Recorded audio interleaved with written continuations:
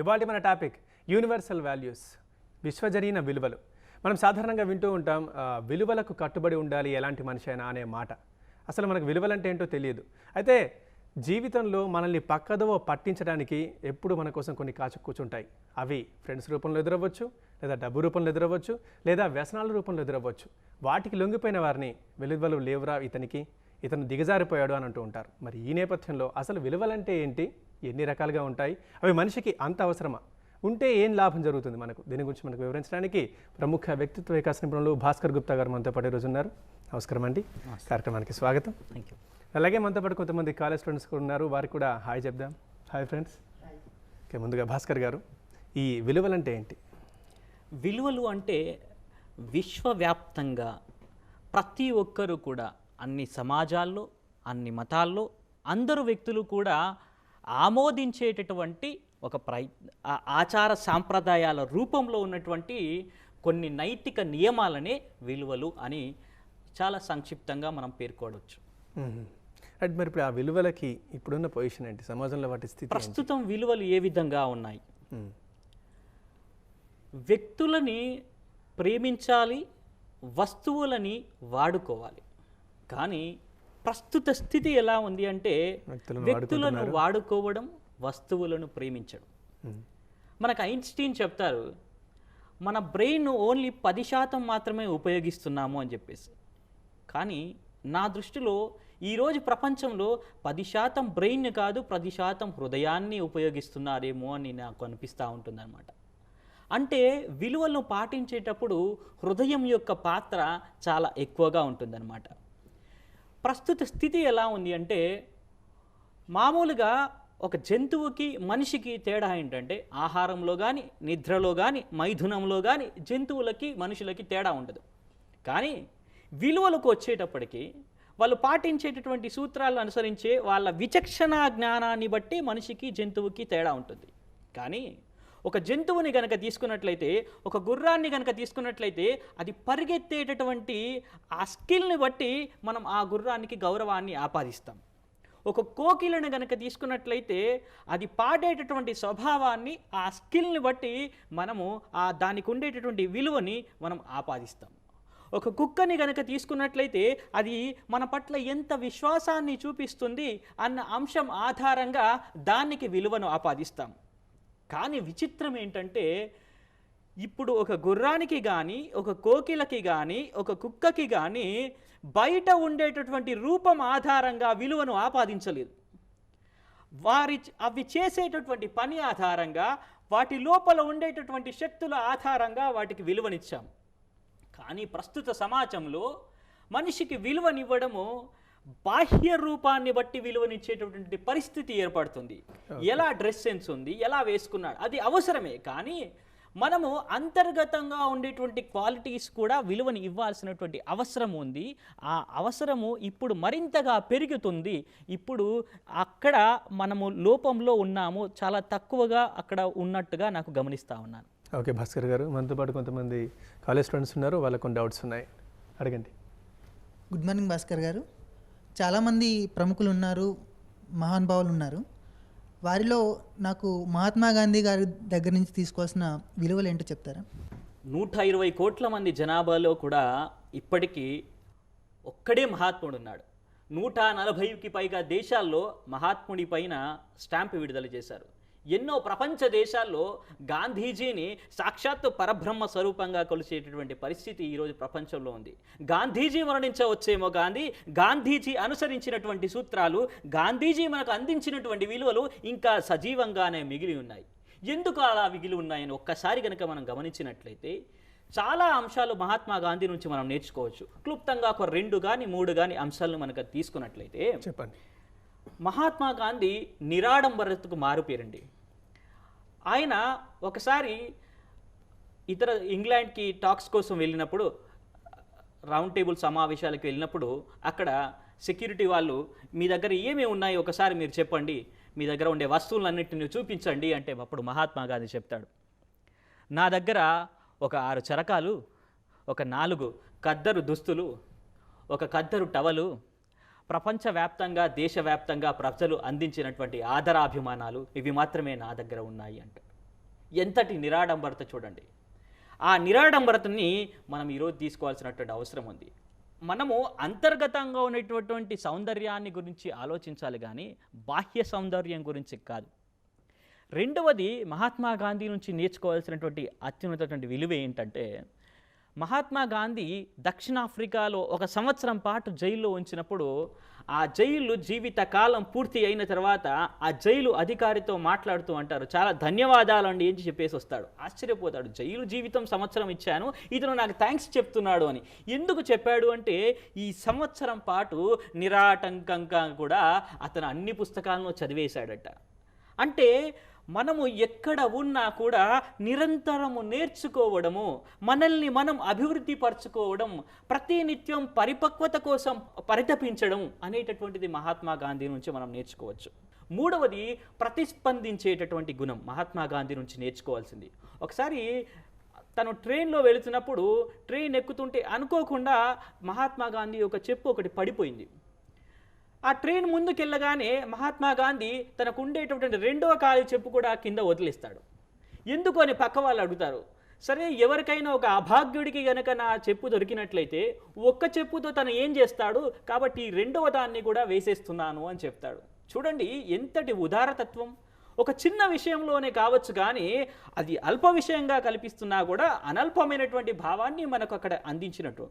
మహాత్మా గాంధీ చెప్తారు, ఎప్పుడు నిర్ణయం తీసుకోవాలనుకున్నా, ఈరోజు ప్రభుత్వ అధికారులు కానీ ఒక ప్రభుత్వం కానీ ఎప్పుడు నిర్ణయం తీసుకోవాలనుకున్నా కూడా ఈ దేశంలో అతి దరిద్రమైనటువంటి వ్యక్తి యొక్క ఫేస్ చూడండి, అప్పుడు మీరు నిర్ణయం తీసుకోండి అంటాడు. అలా స్పందించేటటువంటి గుణాన్ని మనకు మహాత్మా గాంధీ నుంచి నేర్చుకోవడానికి అవకాశం ఉంది. చాలా విషయాలు, చాలా విలువల్ని వారు నేర్పారు. ఈ విధంగా మహాత్మా గాంధీ నుంచి మనం అనేక విలువల్ని నేర్చుకోవచ్చు. ఓకే, భాస్కర్ గారు విలువల గురించి చాలా బాగా చెప్పారు ఇంతకుముందు మహాత్మా గాంధీ గారిని అనుసరించి. ఇప్పుడు మరో స్టూడెంట్ ఉంటారు, మిమ్మల్ని క్వశ్చన్ అడగడానికి, అడగండి. Good morning sir, myself Ashwin Kumar. ఇందాక మీరు మహాత్మా గాంధీ గారి నుంచి విలువలు నేర్చుకోవాల్సిన చెప్పారు. అలాగే మదర్ తెరీసా గారి నుంచి విలువలు నేర్చుకోగలము మనం, ఏమైనా ఉన్నాయా విలువలు? శాంతికి ప్రతిరూపం, ప్రేమకి ప్రతిరూపం. మదర్ తెరీసా ఒకసారి చెప్తారు, మానవుడిలోనే అంటే జనుల సేవయే జనార్దనుడి సేవ, పరుల సేవయే పరమాత్ముడి సేవ అని చెప్తారు. ఈ ప్రపంచంలో అందమైన విషయం ఏంటట అంటే, ఒక మనిషి చాలా సంతోషంగా ఉండడం, ఒక మనిషి నవ్వుతూ ఉండడం. అంతకంటే మించిన సంతోషం ఏమైనా ఉందా అని అంటే, ఆ సంతోషానికి మీరే కారణం కావడం. The most beautiful thing in this world is to see a person smiling, and even more beautiful is knowing that you are the reason behind that smile. So be the reason for others to smile అంటుంది. మనము ఎదుటి వాళ్ళ యొక్క సంతోషానికి ఎప్పుడైతే కారణమవుతామో మన జీవితానికి సార్థకత లభిస్తుంది అని అత్యున్నతమైనటువంటి ప్రేమ మార్గాన్ని, సేవ మార్గాన్ని మదర్ తెరీసా నుంచి మనం నేర్చుకోవచ్చు అనమాట. భాస్కర్ గారు ఇంతమంది మరి చెప్పారు, మహాత్మా గాంధీ అంటున్నారు, మదర్ తెరీసా అంటున్నారు. వాళ్ళందరూ కొద్ది కాలం కింది వారు. మరి ఈ రోజుల్లో ఎవరు లేరా? ఎందుకు విలువలు క్షీణించిపోతున్నాయి ఇప్పుడు? ప్రస్తుత సమాజంలో విలువలు క్షీణించడానికి అనేక కారణాలు ఉన్నాయండి. అంటే ఒకటి negative environment, negative thinking, speed యుగం. ప్రతి ఒక్కటి కూడా లక్ష్యం సాధించాలి కానీ మార్గం ఏదైనా పర్వాలేదు అనేటటువంటి ఒక మానసిక దౌర్బల్యంలో మనం ఉండడం, ఈ అన్ని కారణాలు. ఆచార సాంప్రదాయాల్ని మనం మర్చిపోవడం. ఈరోజు మనం సమ్మర్ హాలిడేస్ కనుక తీసుకున్నట్లయితే, కొంతకాలం క్రితం వరకు కూడా సమ్మర్ హాలిడేస్లో మన తాతయ్యలు, అమ్మమ్మలు, నానమ్మ వాళ్ళ ఇంటికి వెళ్ళేవాళ్ళం. అక్కడ వాళ్ళు కూర్చోబెట్టి పిల్లలకు కథలు చెప్పేవారు. మహాభారతము, రామాయణము, విలువలు, సంస్కృతి, సాంప్రదాయాల గురించి నేర్పించేవాళ్ళు. ఇప్పుడు ఆ పరిస్థితి లేదు. కేవలము ఒక హాలిడేస్ వచ్చాయంటే వాళ్ళు మళ్ళీ ఏదో కోచింగ్లోనో, మళ్ళీ ర్యాంకుల వెంట పరిగెత్తాడాలో అవే చేస్తున్నారు. రెండవది, చదివేటటువంటి గుణం తగ్గిపోయింది. ఒకసారి ఒక అతన్ని అడుగుతాడు, నీకు టీవీ అంటే ఇష్టమా, రేడియో అంటే ఇష్టమా అని అడుగుతాడు. నాకు రేడియోనే అంటే ఇష్టము అంటాడు. ఎందుకు? టీవీ అయితే వాళ్ళు ఏది చూపిస్తారో అది మాత్రమే చూడాలి, కానీ రేడియోలో ఒక కథనో, ఒక నవలనో, ఒక నాటకమో వివరించేటప్పుడు నేను నా మనస్సులో నా సృజనాత్మక అనుగుణంగా వాళ్ళు ఒక కవిత చెప్తున్నప్పుడు నా ఊహాశక్తిని అనుసరించి నేను దృశ్యాల్ని ఊహించుకుంటాను. కాబట్టి నేను ఎలాంటి దృశ్యాన్నైనా ఊహించుకోవచ్చు, నా ఊహాశక్తికి పదును పెట్టే విధంగా ఉంటుంది, కాబట్టి రేడియో అనే గొప్పది అంటాడు. అంటే ఈరోజు విద్యార్థుల్ని ఒక జిరాక్స్ కాపీల్లాగా మారుస్తున్నారు. ఇది మాత్రమే కావాలి, కానీ ఒక పరిపూర్ణమైనటువంటి వ్యక్తిగా రూపొందించడానికి, విలువల్ని కలిగినటువంటి వ్యక్తిగా రూపొందించడానికి చాలామంది విద్యార్థులకు ఈరోజు రామాయణము కానీ, మహాభారతము కానీ, మన పురాణాలు కానీ, ఇతిహాసాలు కానీ వాటికి సంబంధించినటువంటి పరిజ్ఞానం ఎంత మాత్రము లేదు. పేరెంట్స్ కూడా తమ జాబ్లో పడిపోయి, తమ ప్రొఫెషన్లో పడిపోయి స్పీడ్ యుగంలో పిల్లల్ని పట్టించుకునే పరిస్థితి లేదు. హాలిడేస్లో మనము వివిధ టూర్లకు వెళ్ళేటటువంటి అవకాశం లేదు. ఈ కారణాల వల్ల ఈరోజు విలువ అనేటటువంటివి తగ్గిపోతున్నాయి. ఒకటి స్పీడ్ యుగం, రెండవది విద్యా వ్యవస్థలో ఉన్నటువంటి లోపాలు. అంటే ఇంతకుముందు మనకు గురుకులాలు అనేటువంటి గురువులకి సేవ చేస్తూ విద్యాబుద్ధులు నేర్చుకోవడం. అప్పుడు గురుకులంలో మనకు ఎంట్రీ కావాలి అంటే, అడ్మిషన్ కావాలి అంటే ముందు పరీక్ష పెట్టేవారు, దాన్ని మొరాలిటీ టెస్ట్ అనేవాళ్ళు. కానీ ఈరోజు ఒక విద్యా సంస్థలో మనకు అడ్మిషన్ కావాలంటే ఒక టెస్ట్ పెడుతున్నారు, అది మెమరీ టెస్ట్. చూడండి, విద్యా వ్యవస్థ మొరాలిటీ టెస్ట్ నుంచి మారిపోయి మెమరీ టెస్ట్కి వచ్చేసింది. అందుకని విలువలు పడిపోతున్నాయి. ఎట్ ది సేమ్ టైం విద్యా వ్యవస్థలో కూడా అంతర్గతంగా మన విలువలు ఎక్కడి నుంచి వచ్చాయో, అంటే మన ఆచార సాంప్రదాయాలు కానీ, పురాణ ఇతిహాసాలు కానీ, పెద్దలు చెప్పినటువంటి వాక్యాలు కానీ, అనుభవజ్ఞులు అనుసరించినటువంటి మనకు వ్యూహాలు కానీ, వాళ్ళు చెప్పినటువంటి సూత్రాలు కానీ చెప్పేవాళ్ళు కరువయ్యారు. ఈ అంశాల వల్ల ఈరోజు విలువలు అనేటివి తగ్గిపోతున్నాయి. రైట్ భాస్కర్ గారు, మరో స్టూడెంట్ ఇప్పుడు మమ్మల్ని క్వశ్చన్ అడుగుతారు. గుడ్ మార్నింగ్ భాస్కర్ గారు. ఇప్పటివరకు మీరు మహాత్మా గాంధీ గురించి, మదర్ తెరెసా గురించి చాలా బాగా చెప్పారు. మరి స్వామి వివేకానంద నుంచి నేర్చుకోవాల్సిన విలువలు ఏంటి? స్వామి వివేకానంద యువతరానికి ఒక ఆరాధనీయం. ఇనుప కండలు, ఉక్కు నరాలు, వజ్ర సంకల్పం ఉన్నటువంటి యువతరం ఈ దేశానికి కావాలి అన్నాడు. ఈరోజు యువతరం అంతా కూడా ఇనుప కండలు, ఉక్కు నరాల గురించి ఆలోచిస్తున్నారు, కానీ వజ్ర సంకల్పం గురించి ఎవరు ఆలోచించట్లేదు. 6 ప్యాక్ బాడీని పెంచుకోవాలనుకుంటున్నారు, కానీ మన బ్రెయిన్ని పెంచుకోవాలి, ఆలోచన శక్తిని పెంచుకోవాలి, ఒక స్కిల్స్ని పెంచుకోవాలి, కొన్ని విలువల్ని మనం పెంపొందించుకోవాలి అనేటటువంటి ఆలోచన ఈరోజు యువతలో చాలా తగ్గిపోతుంది. నీతి కలిగిన దేశమే నిజమైన దేశము అంటాడు. ఒకసారి వివేకానందుడు అమెరికా వీధుల్లో సంచరిస్తున్నప్పుడు అతని డ్రెస్ సెన్స్ను చూసి అవహేళన చేస్తారు. అప్పుడు చెప్తాడు, మీ దేశంలో ఒక వ్యక్తి యొక్క గణాల్ని ఒక చూసేటటువంటి ఆ డ్రెస్సును బట్టి ఒక టైలర్ నిర్ణయిస్తాడు కావచ్చు, కానీ మా దేశంలో ఒక వ్యక్తి యొక్క క్యారెక్టర్ని, విలువల్ని, అతడు అనుసరించేటటువంటి మార్గాల్ని బట్టి, అతడు అంతర్గతంగా కలిగినటువంటి విలువల్ని బట్టి అతనికి విలువనిస్తాము అని చెప్తారు. మనము కొంత డబ్బు కోల్పోయామనుకోండి, మళ్ళీ సంపాదించుకోవచ్చు. కొంత ఆరోగ్యాన్ని కనుక కోల్పోయామనుకోండి, మళ్ళీ సంపాదించుకోవచ్చు. కానీ క్యారెక్టర్ని కోల్పోయినప్పుడు మనం సంపాదించుకోలేము. క్యారెక్టర్ అనేటటువంటిది చాలా ఇంపార్టెంటు అనేటటువంటిది వివేకానందుడు చాలా బలంగా చెప్పినటువంటి సూత్రం. వాళ్ళ దగ్గర నుంచి ఒక ఈనాడు యువతరము చాలా బలంగా గుర్తుపెట్టుకోవాల్సినటువంటి అంశం ఇదన్నమాట. భాస్కర్ గారు, మీరు ఇంతకుముందు చెప్పారు ఈ రకంగా ఈ కారణాల వల్ల క్షీణించిపోయాయి విలువలు అని. మరి ఎలా పెంపొందించుకోవాలంటే ఎలా? ఎక్కడ విలువలు క్షీణిస్తున్నాయో అక్కడ ఈ విలువల్ని ఆపాదించే ప్రయత్నం చేసినప్పుడు పెంపొందడానికి అవకాశం ఉంటుంది. సపోజ్ ఈరోజు విద్యా వ్యవస్థలో లోపాలు ఉన్నాయని చెప్తున్నారు అంటే, అక్కడ ప్రతిరోజు కూడా ఒక మోరల్ క్లాస్ కనుక పెట్టినట్లయితే, మనము మన ఇతిహాసాల్లోంచి, పురాణాల్లోంచి, మహానుభావుల జీవిత సత్యాలను గనక ప్రతిరోజు ఒక క్లాస్ రూపంలో గనక చెప్పినట్లయితే, అక్కడ కొంత విలువల్ని మనం పెంపొందించడానికి అవకాశం ఉంటుంది. అట్లాగే తల్లిదండ్రులు కూడా హాలిడేస్ అప్పుడు తమ యొక్క తాతయ్యల దగ్గరికి, అమ్మమ్మల దగ్గరికి, నానమ్మల దగ్గరికి తీసుకెళ్ళినట్లయితే, వాళ్ళతో కనుక గడిపినట్లయితే, వాళ్ళు ఈ పిల్లలకి కొన్ని సూత్రాలు నేర్పేటటువంటి అవకాశం ఉంది. మూడవది, చదివేటటువంటి హాబీ ఈరోజు తగ్గిపోయింది. ఇప్పుడు ఎట్లా అయిందంటే, బుక్ కల్చర్ పోయి లుక్ కల్చర్ వచ్చిందనమాట. సినిమాలు చూడడము, టీవీ చూడడం, ఇదే. ఇంతకుముందు మనకు కాలక్షేపం కానీ, నేర్చుకోవడం కానీ, పుస్తకాలు చదివేవాళ్ళము, తర్వాత రేడియో వినేవాళ్ళము. టీవీ ప్రభావం కానీ, సినిమాల ప్రభావం కానీ గతంలో లేవు. కాబట్టి మన ఆ సాహిత్య సంపదన అన్నిటి కూడా, వేదాల్లో ఉన్నటువంటి అపారమైనటువంటి జ్ఞానము, అద్భుతమైనటువంటి జ్ఞానము కూడా తరతరాలుగా ఈనాటికి వస్తూ వచ్చింది. భారతదేశం ఇంత గొప్ప దేశంగా ప్రపంచవ్యాప్తంగా గుర్తింపు పొందడానికి కారణం కూడా మన వేద సాహిత్యము, పురాణ ఇతిహాసాల్లో చూపించినటువంటి అత్యున్నతమైన విలువలు. ముందు మానసికమైనటువంటి మార్పు రావాలి. నీ ఆలోచన మార్చుకో, నీ ప్రపంచం మారుతుంది అంటారు. ప్రతి ఒక్కటి కూడా మన మనస్సులోనే ఉంటుంది. ఎప్పుడైతే బలమైన సంకల్పం ఉంటుందో ఈ సంకల్పం ఆటోమేటిక్గా మనల్ని పనులు చేయడానికి ముందుకు తీసుకెళ్తుంది. కాబట్టి విలువల్ని పెంపొందించుకోవాలి, విలువలకి కోల్పోకుండా జీవితంలో ఉన్నత స్థాయికి ఎదగాలి. ఇప్పుడు చాలామంది చూస్తూ ఉంటాం, కోటాను కోట్లు సంపాదిస్తారు, కానీ ఈరోజు జైలు జీవితంలో గడపాల్సినటువంటి పరిస్థితి ఏర్పడింది. ఎందుకు ఇలా జరిగింది? విలువల్ని కోల్పోవడం వల్ల. ఎప్పుడైతే విలువల్ని కోల్పోతారో ఉన్నత స్థాయికి ఎదిగినా కూడా అధపాతాళానికి పడిపోయేటటువంటి పరిస్థితి ఉంటుంది.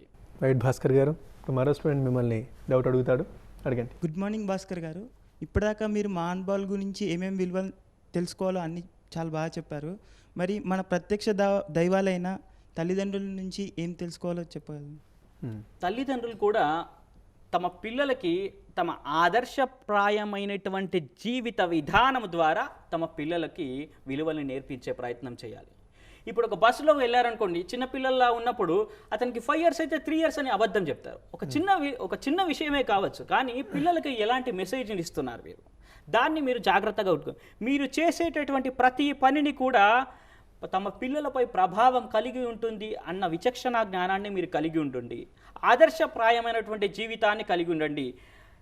శ్రమైక జీవన సౌందర్యము అంటారు. మనకి శ్రమ, ఇప్పుడు మా పిల్లలు ఒక సచిన్ టెండూల్కర్లా గొప్ప వ్యక్తిలా కావాలి అని అనుకుంటారు, కానీ సచిన్ టెండూల్కర్ అంత గొప్ప వ్యక్తిగా కావడానికి ఎంత కష్టపడ్డాడు, ఆ కష్టపడేటటువంటి స్వభావాన్ని నా పిల్లలకు నేర్పించాలని ఎవరు అనుకోవట్లేదు.